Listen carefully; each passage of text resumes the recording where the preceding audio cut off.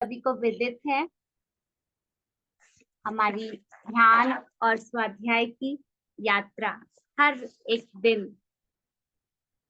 अपनी गति में आगे बढ़ती जा रही है। तो इसी के साथ में सबसे पहले हम ध्यान के लिए तैयार हैं। अपने दोनों पैरों को क्रॉस कीजिए, उंगलियों में उंगलियां फंसाते हुए अपनी आंखों को कोमलता से बंद कर ले और अपनी आती हुई जाती हुई सरल सहज स्वाभाविक सांसों से जुड़ जाएं। कमी पगुई है मैं गोदी से ना ही कोई सोच, ना ही कोई विचार। जी मैम, म्यूजिक चेक कर दें। Thank you. जब भी कोई विचार आए तो एक बार पुनः अपनी सांसों से जुड़ जाए।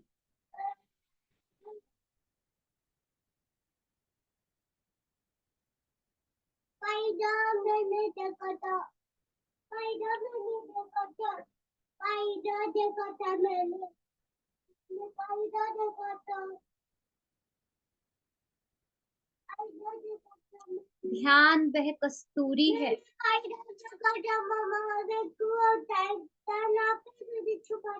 जो हम सबके भीतर है। जिस प्रकार एक हिरन उसको ढूंढने के लिए वन वन भटकता है, उसी प्रकार हमारे भीतर इस परमात्मा का अंश हमारी आत्मा राम के रूप में विद्यमान है। ये बहुत सुंदर वार्ता है। खुद से खुद का मिलन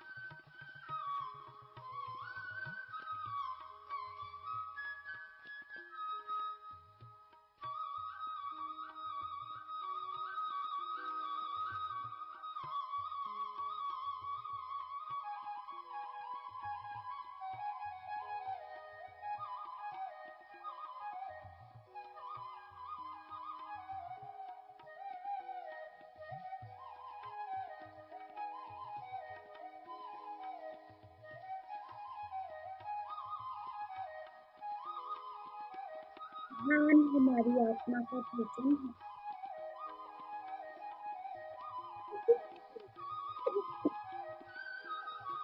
हर रोज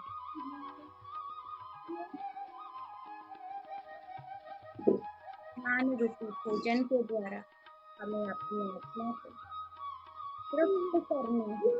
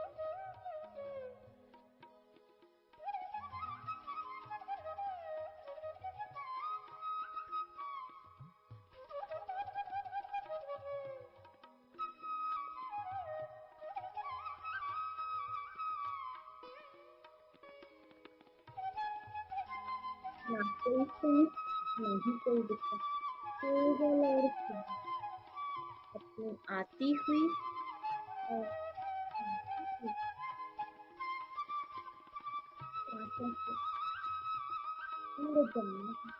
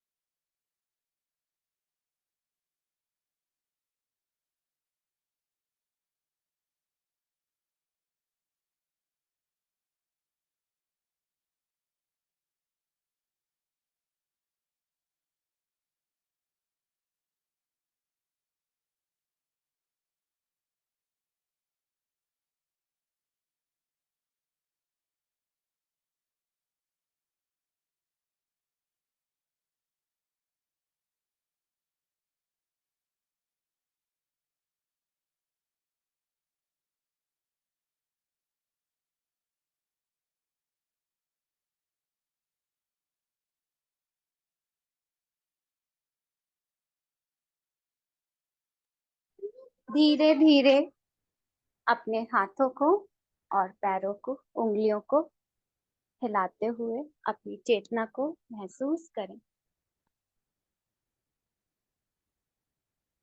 दोनों हाथों को चेहरे पे रखें और 5 सेकंड के लिए 5, 4, 3, 2, 1, 0 अपना समय लेते हुए आंखें खोलें और आज के ध्यान के लिए हम उस गुरु सत्ता को कोटि कोटि नमन करते हैं जिनके आशीर्वाद से आज का ध्यान संपन्न हुआ। ध्यान के बाद ज्ञान की गंगा में स्नान कराने के लिए हमारे बीच में हमारी प्यारी सी अंजना मैम है। मैम हमें 4 एग्रीमेंट पुस्तक का स्वाध्याय करा रही हैं। तो over to you ma'am. Thank you so much. Thank you. Thank you. आपके पेशेंस को नमन। नम्रता जी, आप बहुत अच्छी माँ हैं। तो सभी मास्टर जो आज इस सत्र में जुड़े हैं उनका तहे दिल से आभार। तो हम सबसे पहले पत्री जी और जी के सर और सभी देवी देवताओं का आभार प्रकट करते हुए, अपने गुरुजन, अपने माता पिता का आभार प्रकट करते हुए आज के ज्ञान सत्र में जुड़ते हैं और 4 एग्रीमेंट्स की लास्ट चैप्टर को पढ़ते हैं। जैसे कि कल हमने पढ़ा 4 एग्रीमेंट के बाद हमने पढ़ा टोलटेक का टोलटेक का क्या था चैप्टर का नाम? हाँ, स्वतंत्रता पाने का टोलटेक पद। तो जब ये कहानी शुरू हुई थी तो टोलटेक कौन थे? टोलटेक एक गुरु थे जो अपने समुदाय को ये ज्ञान देना चाहते थे जो आध्यात्मिक उन्नति के लिए बहुत जरूरी था, और वे पिरामिड मास्टर्स भी थे। अब जैसे कि आपने स्टार्टिंग में पढ़ा, तो टोलटेक नाम से ही पहचाना जाता है। मानव विज्ञानियों के अनुसार टोलटेक इस शब्द का अर्थ है संप्रदाय या जाति ऐसी होती है। तो जब हमने ये चारों एग्रीमेंट पढ़े कि हमें अपने शब्दों के साथ कैसे रहना चाहिए, कि किसी से भी कोई भी धारणाएं नहीं बनानी चाहिए, मतलब एजम्पशन नहीं बनाना चाहिए। दूसरा समझौता कहता है किसी भी चीज को हमें पर्सनली नहीं लेना चाहिए। और चौथा समझौता तो ये था कि हमें कोई भी कार्य करें उसमें अपना सर्वश्रेष्ठ दे। तो हमने ये 6 चैप्टर पढ़े और फिर हमने पढ़ा पारजीवी के बारे में कल, और आज हम पढ़ेंगे रूपांतरण की कला। रूपांतरण की कला हमने पढ़ी और अब हमें लास्ट है एक योद्धा का अनुशासन। यहीं से पढ़ना है ना। तो अपने रवैये को नियंत्रित करना।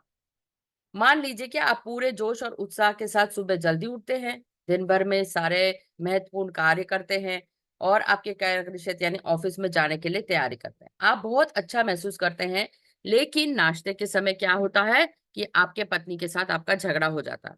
आपका झगड़ा इतना बढ़ जाता है कि आपके मन में सारी पुरानी नकारात्मक भावना उभर कर सामने आती हैं। गुस्से में आप अपनी पत्नी को बहुत कुछ कह जाते हैं जिससे वह नाराज हो जाती है और अब आपका सारा का सारा जोश चला जाता है। यानी कि जो घटना अभी आपके साथ हो रही है वो कैसे है, वो नकारात्मक है, और उसके कारण जो आपकी सकारात्मक ऊर्जा थी वो भी नकारात्मक बन गई। तो वास्तव में अब आप बहुत थक चुके हैं और अपने कमरे में जाकर बिस्तर पर ढेर हो गए। अपनी भावना पर काबू पाना चाहते हैं, पर उत्साह बढ़ाने की बहुत प्रयास करने के बाद भी ये उत्साह नहीं बढ़ता क्योंकि पूरा दिन नकारात्मक भावनाओं में चला गया। इस प्रकार हर इंसान रोजाना ढेर सारी मानसिक, भावनात्मक, शारीरिक ऊर्जा को लेता है और वो इन्हें अपने कामों में इस्तेमाल करता है। तो वो अपने जीवन को परिवर्तित लाने या दूसरे को देने के लिए उसके पास कोई ऊर्जा ही नहीं बचती। जैसे कि हमने देखा था कि पारजीवी कौन होता है? जो दूसरे की ऊर्जा को सक करता है। यानी एक झगड़ा भी आपकी वो ऊर्जा को पूर्ण रूप से क्षीण कर देता है।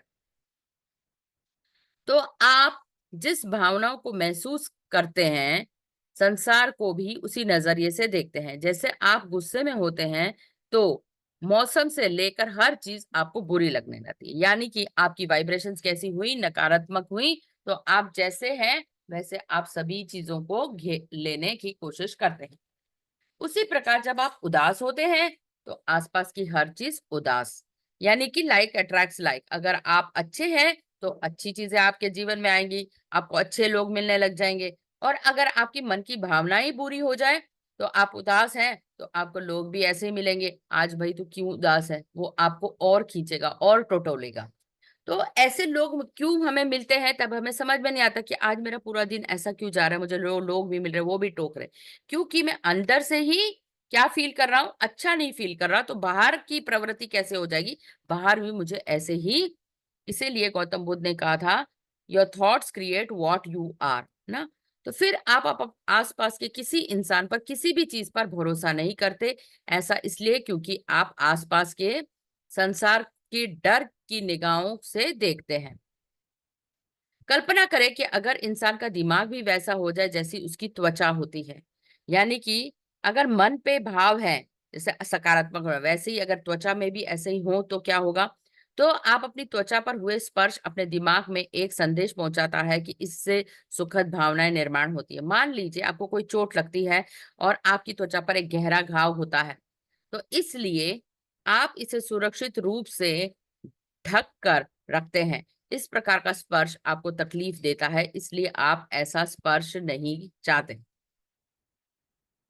आप कल्पना करें कि सभी लोग इसी तरह त्वचा संबंधी कोई रोग हो गया है, हर इंसान की त्वचा पर घाव है, मगर सभी के शरीर पर घाव होने की वजह से किसी को भी ये घाव बड़ी समस्या नजर नहीं आती। लोगों को ऐसा लगता है कि हमारे शरीर की त्वचा है, ऐसा ही है, वो त्वचा अन्य उन्हें सामान्य ही महसूस होती है, मगर किसी की त्वचा पर स्पर्श करते ही उसे तकलीफ होती है।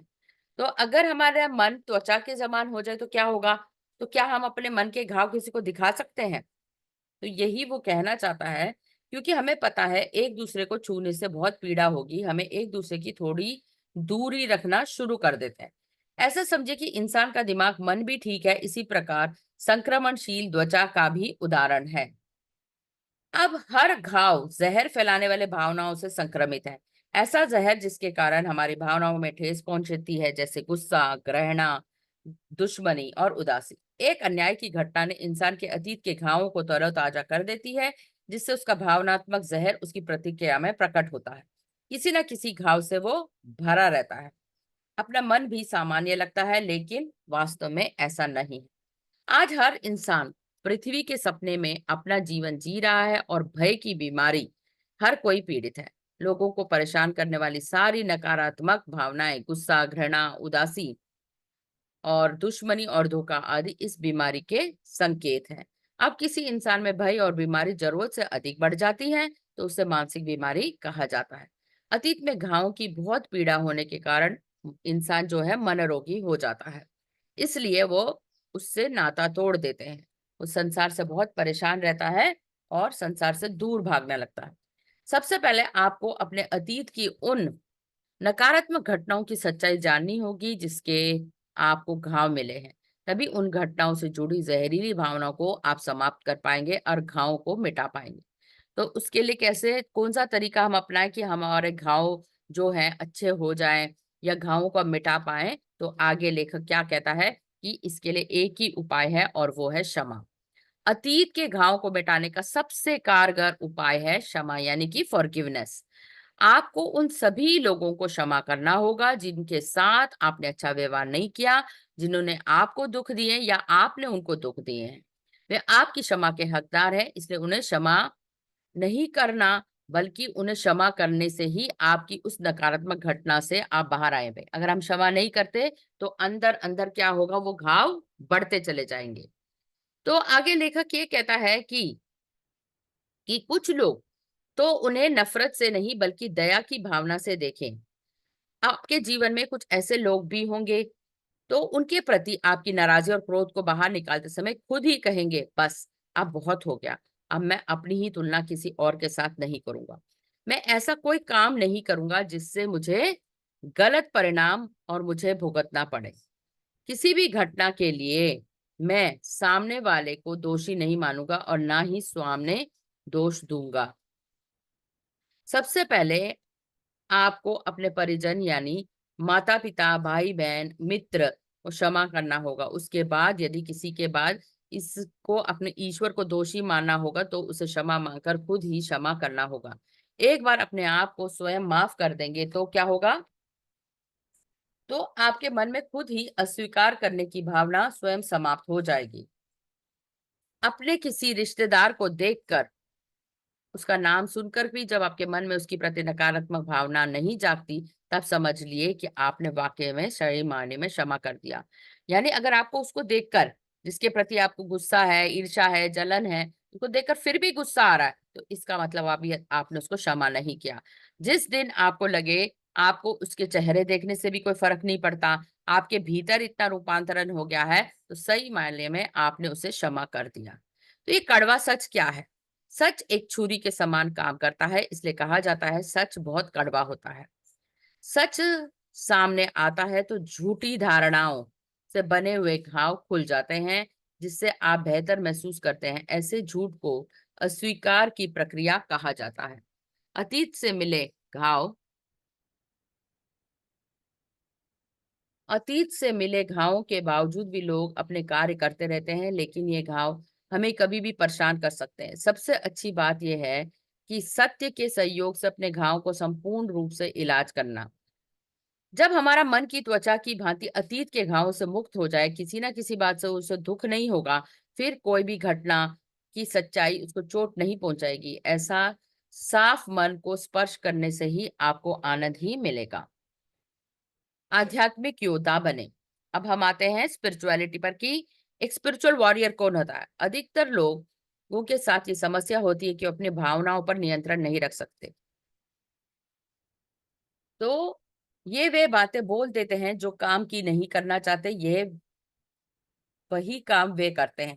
वे सब ना हो, इसके लिए अपने शब्दों को नियंत्रण रखने की आध्यात्मिक योद्धा बनने की आवश्यकता है। ये दुष्चक्र से बाहर आने के लिए आपको अपनी भावनाओं पर नियंत्रण रखना है। आध्यात्मिक योद्धा बनने के लिए आपको सबसे पहले एक योद्धा के गुण आपके भीतर विकसित करने होंगे, और वो सबसे बड़ा गुण क्या है? जागरूकता। योद्धा को हमेशा इस बारे में सजग होना चाहिए कि वो युद्ध के मैदान में है। उसके मन में चल रहे इस युद्ध में अनुशासन की आवश्यकता है।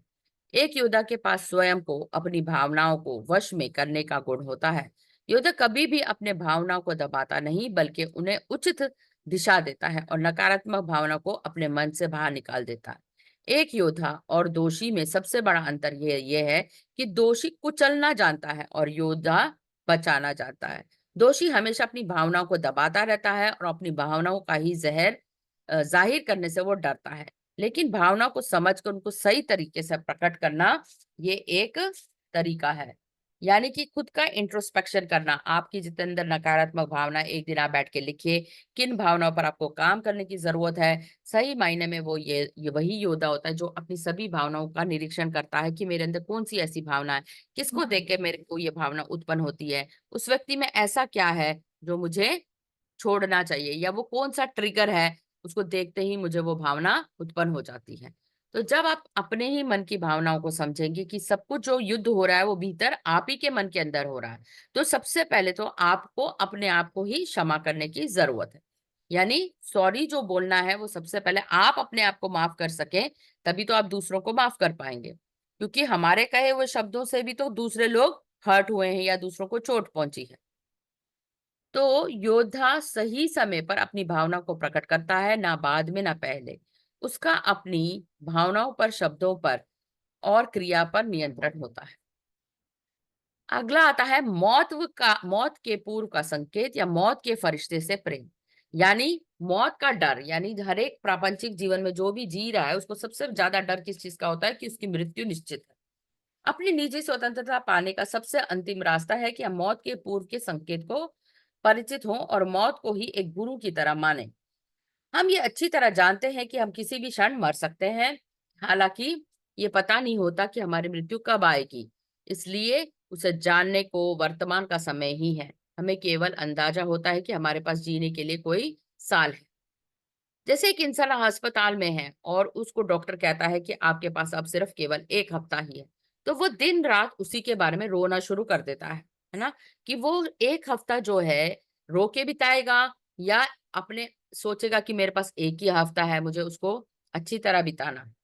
इसके विपरीत दूसरा चुनाव ये है कि इंसान के पास बचे हुए 1 सप्ताह के दिन वो हर क्षण खुशी से जिए।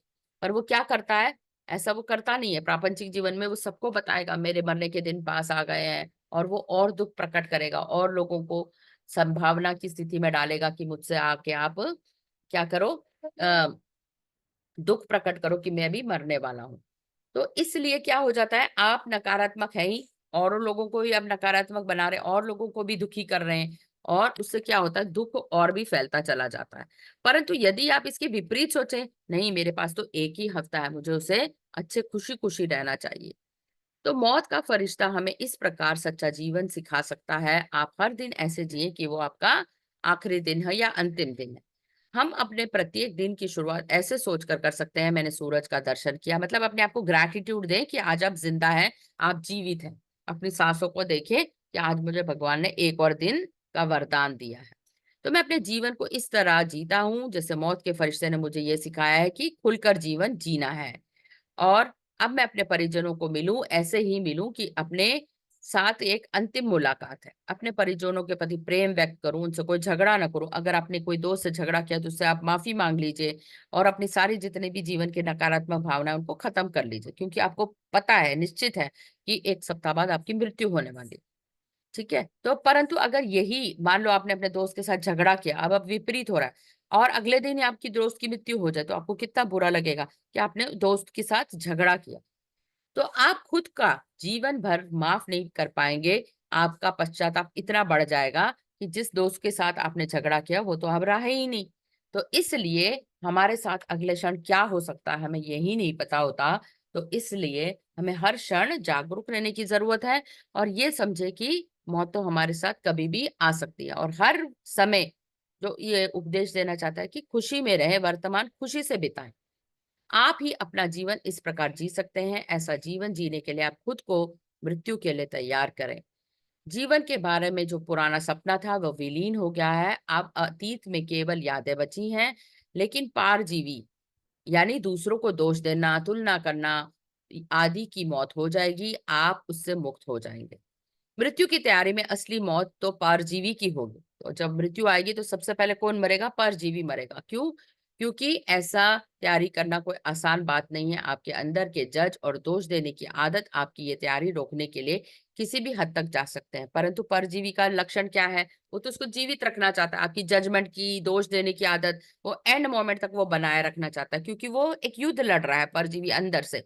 परंतु आपको क्या करना है? उसी की मृत्यु करना है। तो उसने पहले बताया था, या तो आप उसको खाना देना बंद कर दो, है ना, या पुरानी धारणाओं को लेकर आप ध्यान में बैठो और उन धारणाओं को छोड़ते जाओ, उनको काट कर फेंक दो।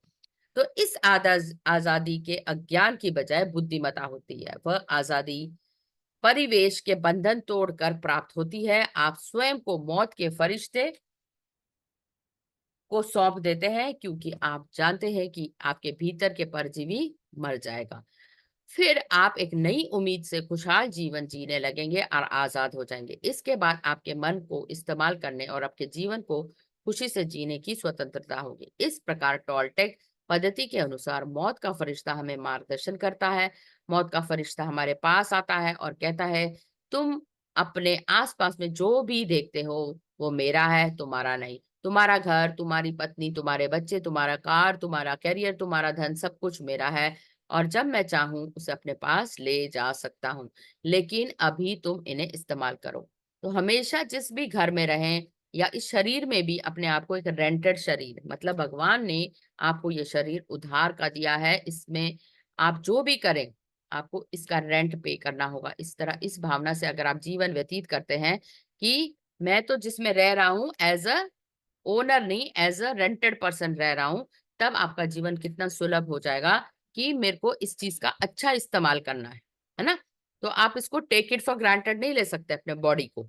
तो और हर दिन ये सोचे कि आज मेरा लास्ट डे है, यानी कि अगर हम अपना 100% हर एक दिन में देंगे, अपनी दिनचर्या को पूरा 100% करेंगे, जो भी कार्य मैंने सुबह निर्धारित किए थे अगर उसको मैं पूर्ण कर दूं, तो मैंने अपने दिन की दिनचर्या को कंप्लीट कर दिया, है ना।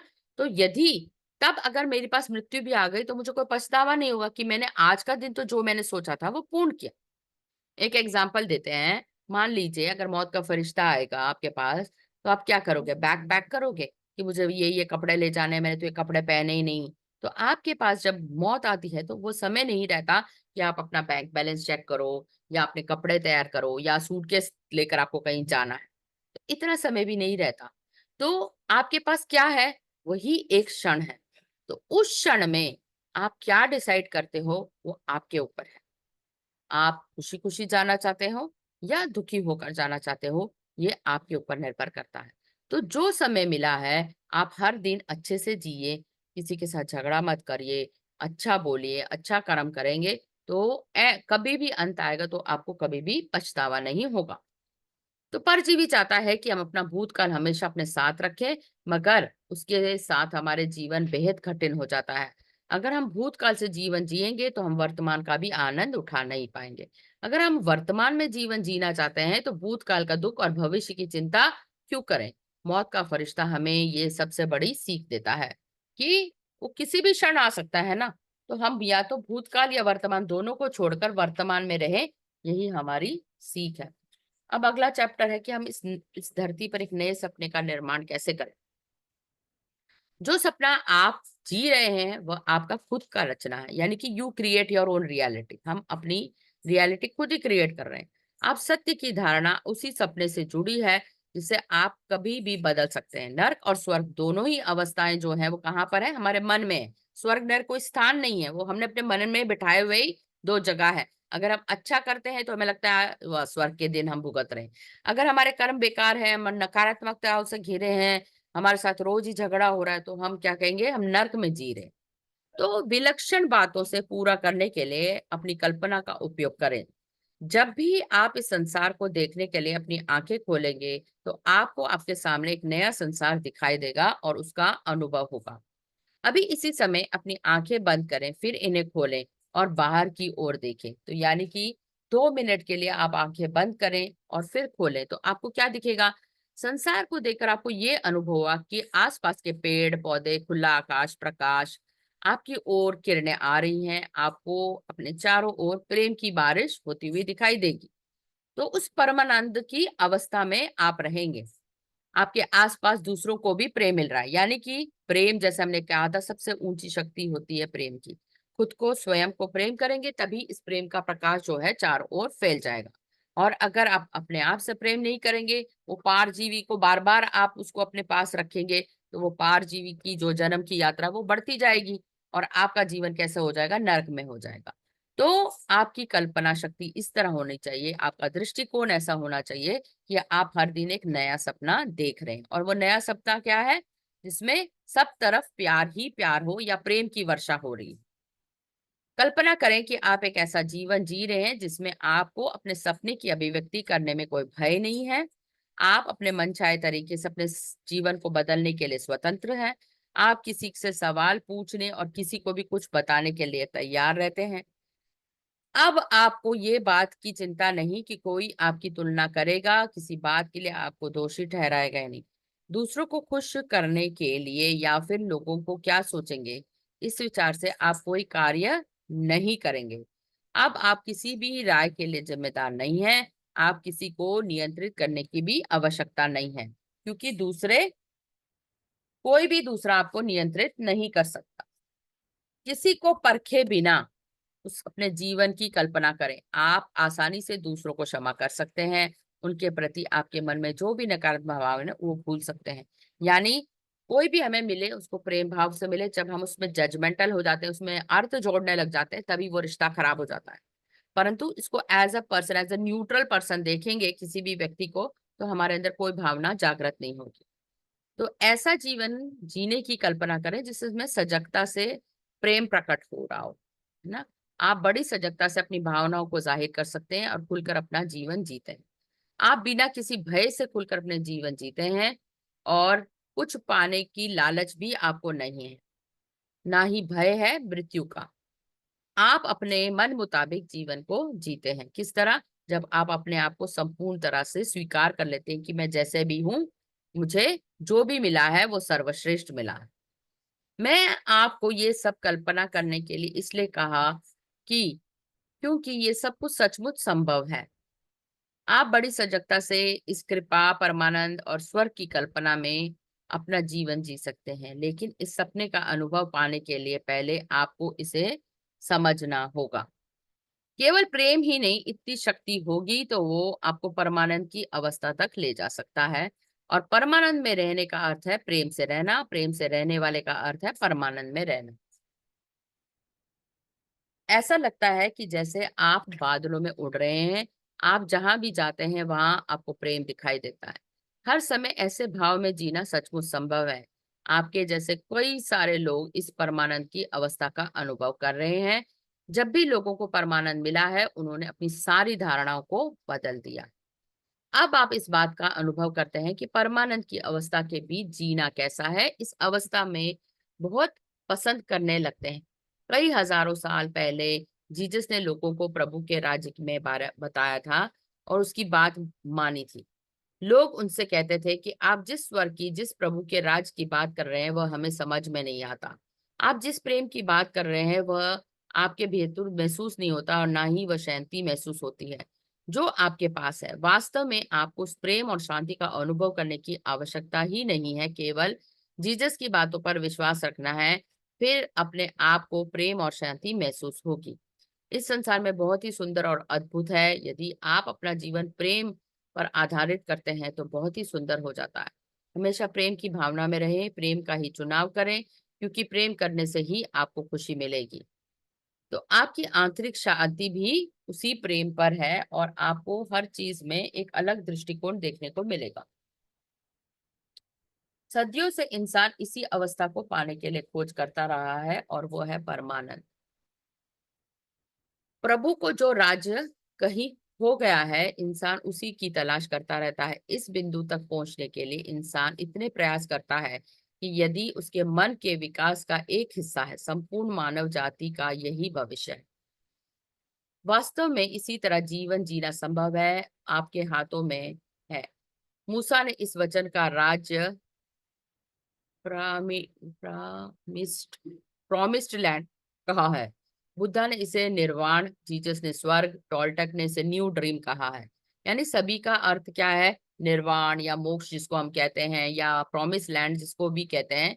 यानी जब हम अपने मन में एक नया सपना कैसे क्रिएट होगा, उन पारजीवियों को खत्म करके, नकारात्मक भावनाओं को क्रिएट जो भी हुई हैं उनको एंड करके, जब हमारे मन में सुख शांति अनुभव होगी, किसी के लिए हमें प्रति घृणा नहीं होगी, तो हमारे अंदर क्या हो जाएगा? एक नवीकरण हो जाएगा और उसमें हमें मृत्यु का भी भय नहीं रहेगा। और इस नए सपने में हम कोई नकारात्मक भाव भी नहीं रखेंगे, हमारे अंदर प्रेम ही प्रेम की वर्षा होगी। अब आपको किसी प्रकार की तकलीफ रहने की आवश्यकता नहीं है। अगर आप अपने जीवन भर मनन करते रहेंगे तो आपको परेशान ना होने पर कई सारे लोग मिलेंगे, मगर परेशान होने के लिए एक भी अच्छा कारण नहीं मिलेगा। जिस प्रकार आप किसी घटना में परेशानी को चुनाव करते हैं, उसी तरह खुशी का चुनाव करना भी आपके हाथ में। हर घटना में आप खुश रहने का चुनाव कर सकते हैं। नियति से कोई भाग नहीं सकता, लेकिन हमेशा उचित चुनाव करना आपके हाथ में है। जैसे परेशान होकर दुखी रहना या प्रेम करके खुश रहना, नर की अवस्था में जाना या फिर स्वर्ग का अनुभव करना, ये सब आपके चुनाव पर निर्भर करता है। मैंने अपने लिए स्वर्ग का चुनाव किया है, आप किस चीज का चुनाव करते हैं? तो अब इसमें प्रार्थनाएं हैं। तो हम एक प्रार्थना पढ़ते हैं, स्वतंत्रता के लिए प्रार्थना, प्रेम के लिए प्रार्थना। दो प्रार्थनाएं हैं इसमें।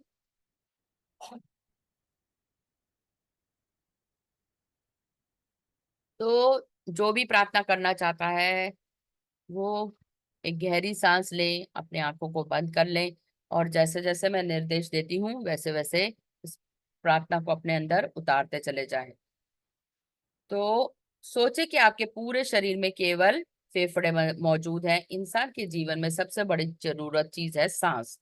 शरीर में हो रही सांस की प्रक्रिया का पूर्ण आनंद लें। एक गहरी सांस लें और ऐसे सोचें कि शरीर में प्रवेश करने वाली ये हवा दरअसल प्रेम है। जब तक वो हवा हमारे शरीर में है, तब तक शरीर से बाहर जाते समय इस हवा के साथ साथ प्रेम का भी अनुभव करें। अब आप अपने शरीर की किसी भी मांग को पूरा करते हैं तो हमें खुशी प्रदान करते हैं। तो स्वतंत्रता के लिए प्रार्थना है। हे सृष्टि के रचयिता, आज हम आपसे प्रार्थना करते हैं कि आप हमारे पास आए और हम पर प्रेम की बारिश करें। हम जानते हैं कि प्रेम आप का ही दूसरा नाम है।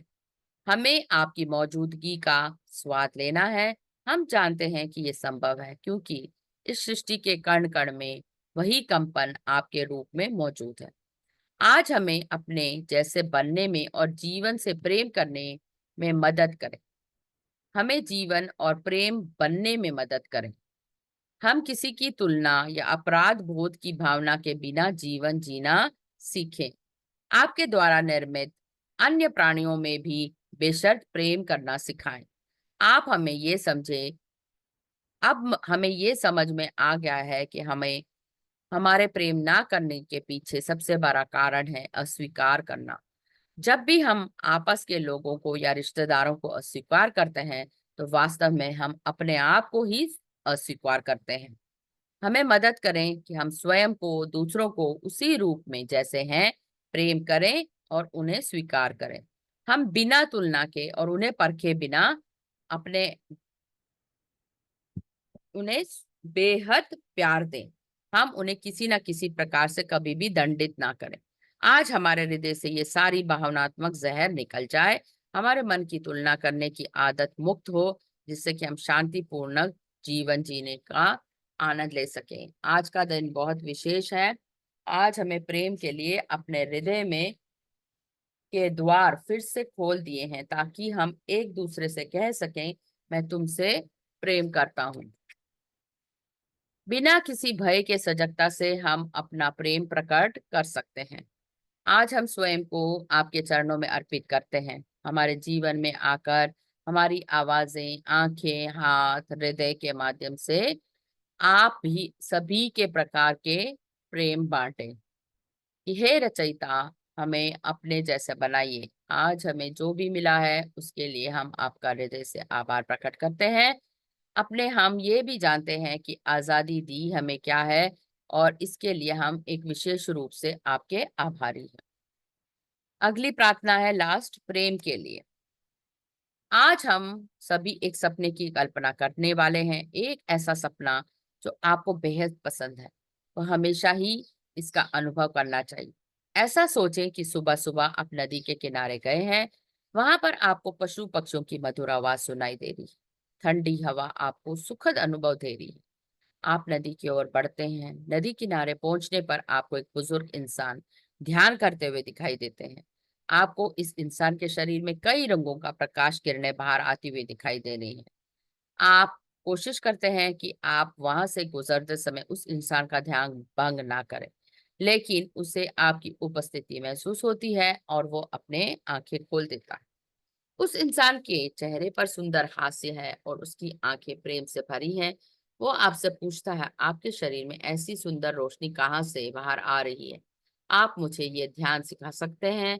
जवाब में वो इंसान कहता है, कई साल पहले मैं भी अपने गुरु से यही प्रश्न पूछा था। उस इंसान ने अपनी कहानी बतानी शुरू की। एक अप्रतिम ज्योत बाहर निकलती है और वो मेरे हृदय से डाली। वह ज्योत मेरे हृदय में जाने के बाद मुझे एक असाधारण प्रेम की अनुभूति हुई और वास्तव में वो ज्योत यानी उनका अपना ही प्रेम था।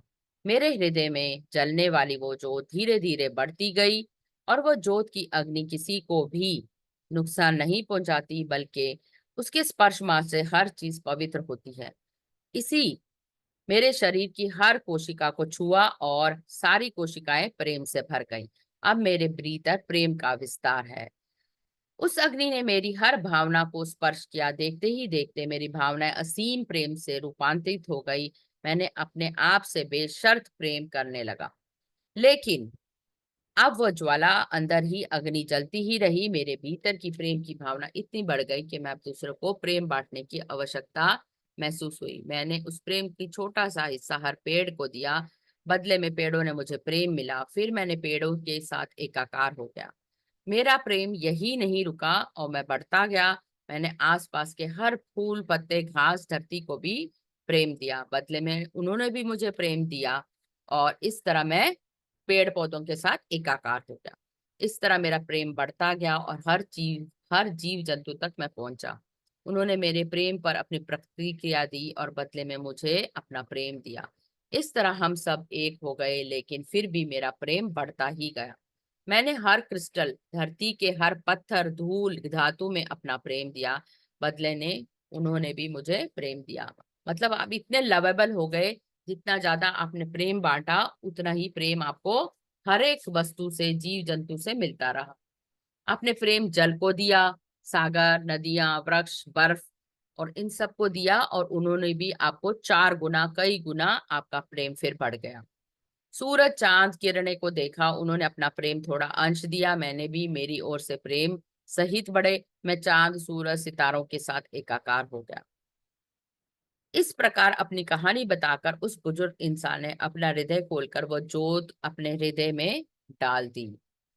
अब वह जोत आपके भीतर भी प्रकाशित हो रही है। अब आप भी पानी, हवा, सितारे, प्रकृति, जीव, सारे मनुष्यों के साथ एकाकार हो गए। इसलिए कहते हैं ना, बी योर ओन लाइट, आपो दीपो भव, मतलब आपके अंदर भी वो जोत है, सबके अंदर वो जोत है। Means you are a light being. आपको आपके भीतर प्रकाशमान हो रही उस जोत को महसूस करने की जरूरत है। उस बुजुर्ग इंसान की भांति अब आपके भीतर भी कई रंगों की प्रकाश की किरणें बाहर आ सकती हैं। आप प्रेम की आभा से दमक उठे हैं और प्रार्थना करते हैं, हे ब्रह्मांड के रचयिता, आपने मुझे जो उपहार दिया, आपके लिए बहुत बहुत आभार। मुझे ये सब देने के लिए आभार, जो सही मायनों में चाहता है इस शरीर और मन का अद्भुत अनुभव लेने का अवसर देने के लिए आपका आभार। प्रेम, चैतन्य, प्रकाश के रूप में मेरे शरीर में रहने वालों को आपको धन्यवाद। आपके विशुद्ध असीम भाव, उसकी ऊष्मा और ज्वलंत प्रकाश के लिए आभार। प्रेम की अभिव्यक्ति करने के लिए मेरे शब्द, आंखें और हृदय आपने उपयोग किया, इसके लिए आपका धन्यवाद। आप जैसे हैं उस रूप में मुझे पसंद है, और मैं अपनी रचना से, इसीलिए मैं अपने आप को भी अपने वास्तविक रूप में पसंद करता हूँ। इस प्रेम और शांति को मेरे हृदय में बनाए रखने के लिए, मेरी सहायता करने के लिए मैं जीवन भर इस आनंद और प्रेम में रहूं, ऐसा मुझे आशीर्वाद दीजिए। फिर एक बार दिल से आपको धन्यवाद। तो बुजुर्ग व्यक्ति को वो धन्यवाद देते हैं, और उनसे वो प्रेम की जोत लेकर वो व्यक्ति घर आ जाता है। ठीक है, तो इस पुस्तक का एंड हो गया है। आपको क्या आपने सीखा इस वीडियो में अंत में जरूर लिखिए। यूट्यूब के वीडियो में कैसा रहा आज का सेशन, कोई प्रश्न है तो आप पूछ सकता है। इस तरह ये 4 एग्रीमेंट 2 प्रार्थनाओं के साथ समाप्त होता है। तो आप यूट्यूब लाइव बंद कर दीजिए।